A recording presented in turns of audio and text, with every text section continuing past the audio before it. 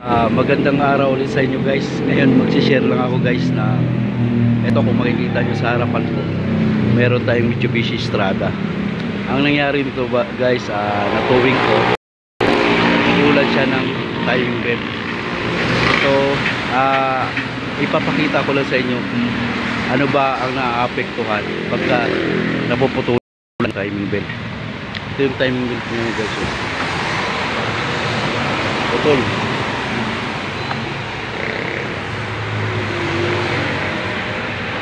Makina nitong Strada na to, parehas tayo ng Montero. So ipapakita ko sa inyo kung anong naaapektuhan pagka napuputulan tayo ng timing belt. Binubuksan na natin yung ating makina ng Mitsubishi Strada. So sabi kasi ng may-ari, dati naputulan na rin siya, timing belt lang pinalitan. So ngayon check namin ngayon, nagduda ako kasi siguradong may sira dito. Wala nang compression yung camshaft niya, hanggang na ikutin. Dapat to guys, pagka walang na damage dito sa loob, eto, hindi mo basta basta maiikot ng kamayan. Ibig sabihin may naputol dyan sa parte ng camshaft o di kaya sa rocker arm natin, di kaya baluktot yung engine valve. So ngayon binubuksan na namin to guys, yung valve cover. Titingnan namin yung loob kung ano naging damage nung pagkaputol ng timing belt. Ayan o, sobrang luwag na. Ibig sabihin may putol dyan sa loob.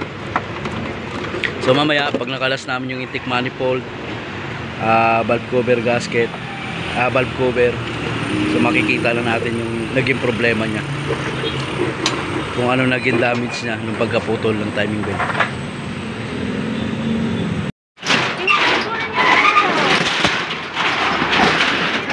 Kinakalas na. Magkano lang dyan? EGR, marumi. Hindi ko alam. Nasa bahay dati. Sabay na rin natin yung linisin. And guys, kinakalas na muna natin yung intake manifold.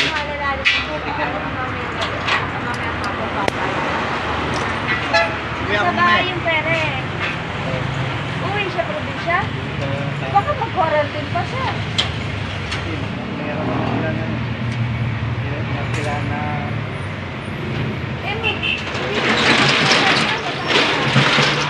Para maiwasan natin yung mga ganitong problema guys, sundin nyo lang yung pinaka mileage ng ating timing belt na magpalit. Kung maaari mga 100 kilometeran, so magpalit na kayo para sigurado. Tulad nito, napakalaki ng damage dito. Ang daming nadamay, ang daming nasira sa pagkaputol ng timing belt. May tagas pa din. Yung langis, injector seal, papalitan din yan.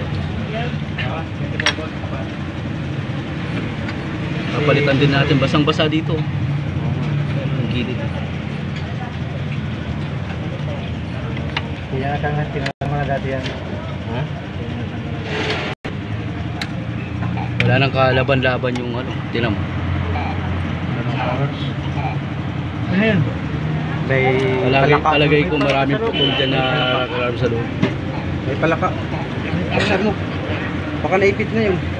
Naipit siguro yung palaka. Gusto mo lang manahimik, ha? Ha?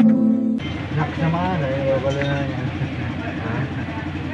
Ayun guys, valve cover na lang kinakalas natin. Tapos sinusunod na natin yung fuel pressure pipe.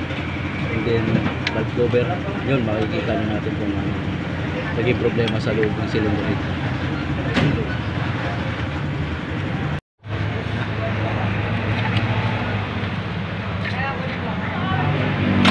Ayan na ang sira pag nabuksan yung valve cover.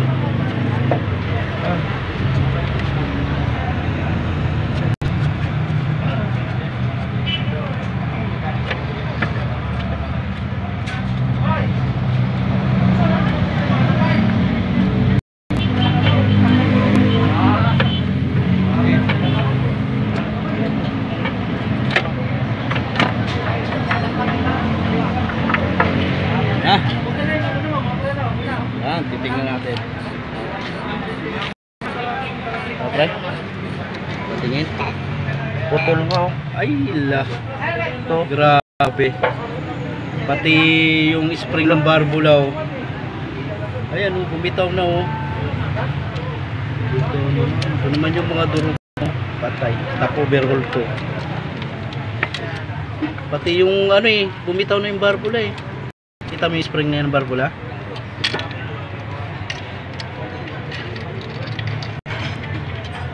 Ayun guys, oh, putol oh. Ayan ang nangyayari pag putol ang timing belt. Ang problema nito, marami na rin kami nagawa nito. Minsan rocker arm lang talaga naging problema. Ito mas matindi. Bumitaw na yung valve spring niya. Ayan. Wala na yung barbula. Tukod na sa makina. Ayan. Nakatukod na sa piston. Kaya may barbula oh. Dapat ganyan yan. May ano pa. So tanggalin nyo yung camshaft. Ayan guys oh. Nangyari.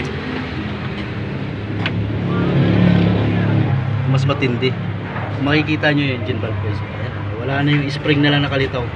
Yung sa gitna, yung barbula nahulog na. Sana hindi nabutas yung piston. Kung kumalang yan sa liner at gumasgas sa buhok, patay. Todas. Tanggalin nyo muna yung camshaft. Etong ano pre, eto pre, mamaya pagtanggal, huwag nyo basta-basta kalasin muna ito ah. Oo, May lagyan natin ng inaano pa dyan. tornilyo. Oo, may tinutornilyo pa dyan. Para hindi Grabe. tornilyo dito. Hindi lang rocker arm na dali, pati barbula. Kaya pala hindi maikot na yung crankshaft. Yan oh. Kahapon. Kahit tinatiming ko na dito, nire-release ko rito. Ayaw na niyang gumalaw. Skip.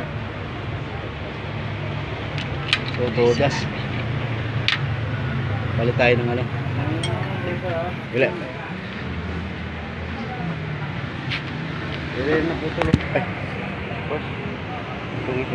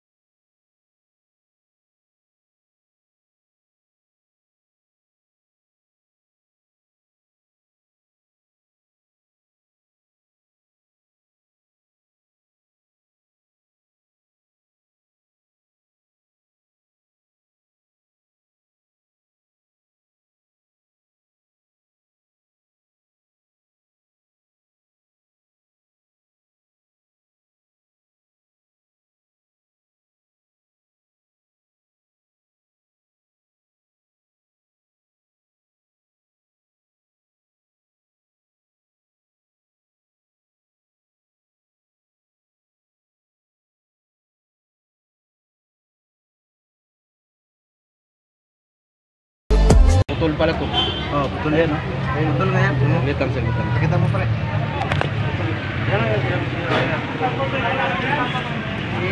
Baliktad yung ngipit na kanina. So guys, oh, ano nangyari? Pati camshaft putol. Oh. Gas talaga to. Malaking gastos na. Oh, guys, oh. Wala rin pala Matindi yung pagkadali. Siguro ini-start pa to pagkatirik. Ayan guys, oh, putol. Malaki-laki yung gagastos nito.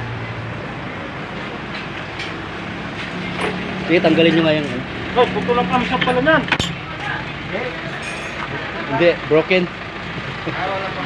Broken hearted. Tuloy mo yan.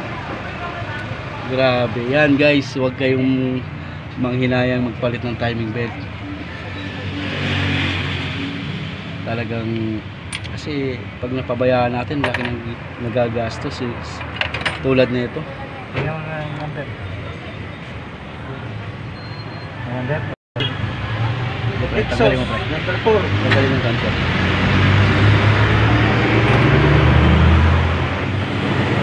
Ang naputol ay yung intake camshaft, no? Pakita ko. Kuha ka ng ano, lagayan ng valve tappet. Ayan, nahulog yung valve tappet.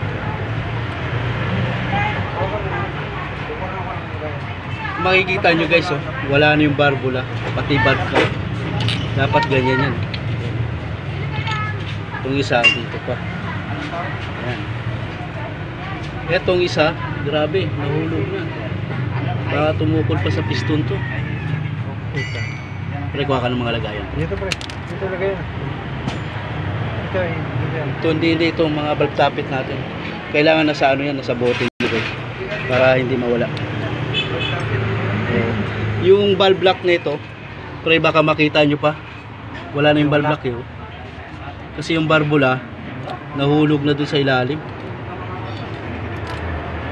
Ito yung valve cap.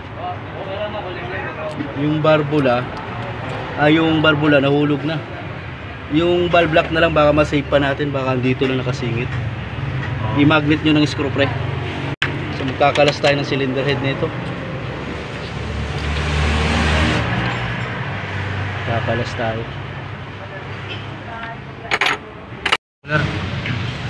Ayan guys, kinakalas na natin yung ating cylinder head.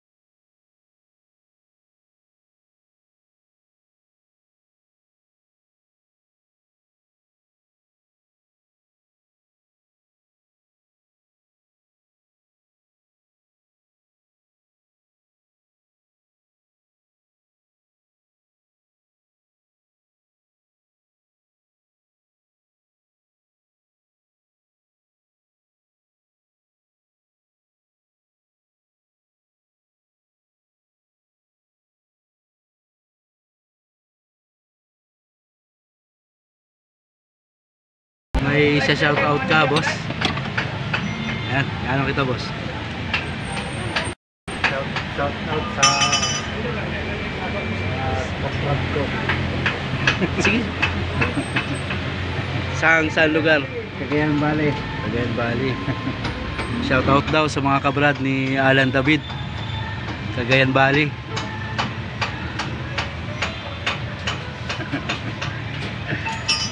Ikaw bro. Shout out naman dyan guys sa mga taga DRS Group. Ayun. Mula kay Michael Javier. Taga Camiguin, shout out daw.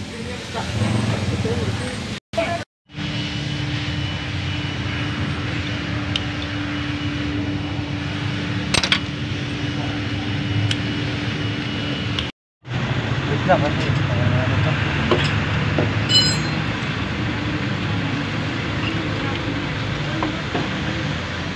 Tingnan nyo mga sumasabit ha.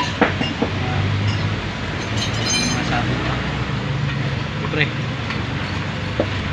Pag meron ingay na. Fan belt po yun. Ano yung papaltan? Oo. Papaltan? Palitan. Sa likod pre.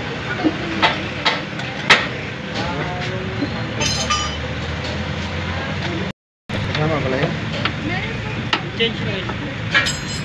Wala ba tayong tao? Ha? Wala tayong tao. Meron?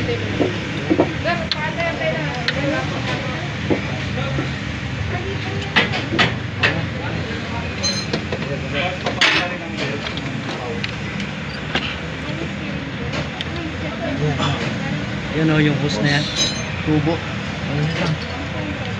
Yung gis.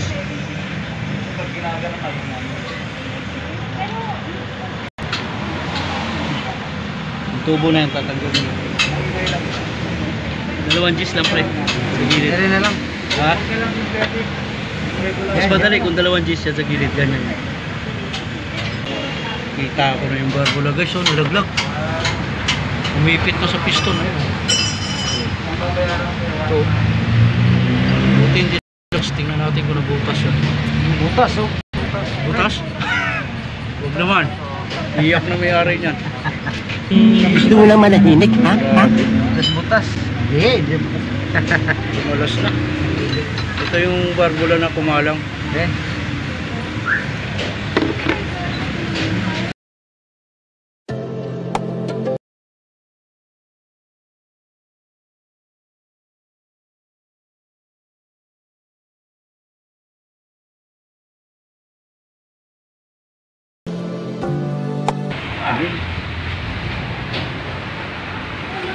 Tingnan natin kung nabutas yung piston. Buti na lang hindi nabutas. Matons boss. Ito yung barbula nyo guys. Yung ilalim niyan pre, walang tama. Oo. Tingnan natin ilalim. Tingnan mo nga pre.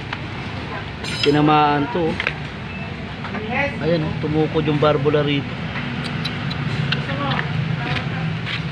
Ayan. Lalim. Lalim. Yung ano yun? Yung heater plug niya. Oh, heater. Ano pa kaya? Biyak yung cylinder head. So ayan guys, yung naging tama ng Mitsubishi Strada natin. Barbula. Itong cylinder head niya may kumalang dito yung barbula. So titingnan natin kung may crack.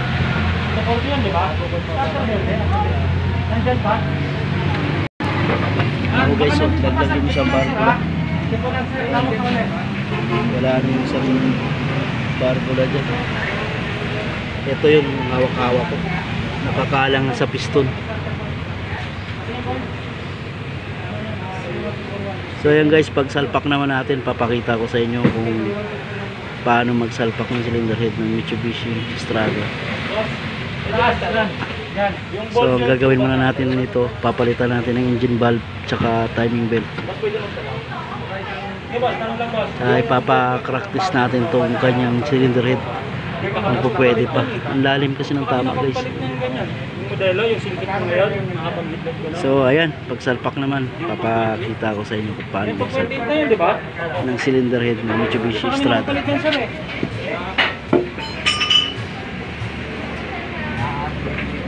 Dito yan. Ito yung nawala ng barbula.